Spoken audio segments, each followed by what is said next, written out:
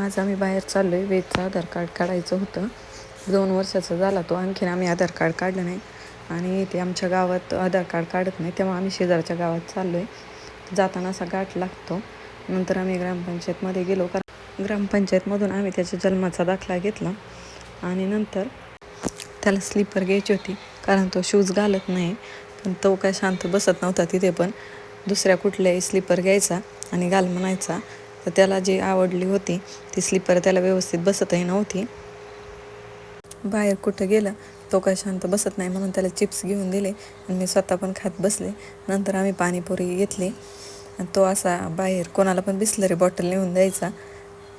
त्याला कुठं घेऊन जायचं म्हणलं की मला नकोच वाटतं, पण अशी छोटी छोटी कामं असतात त्यासाठी मग त्यालाच घेऊन जायला लागतं. आणि मला तो अजिबात तिथे पण शांत बसून देत नव्हता, रोडला पळत जायचा. हे माझ्या पोरासारखं पोरगं आजपर्यंत मी कुठं पाहिलं नाही. आणि जे भेटेल ते असंच बोलत राहतं की हे पोरगं ते त्रास देतं. तसा तो नवीन माणसांसोबत मिळून मिसळून जातो. आधार कार्ड काढताना पण तो व्यवस्थित बसत नव्हता.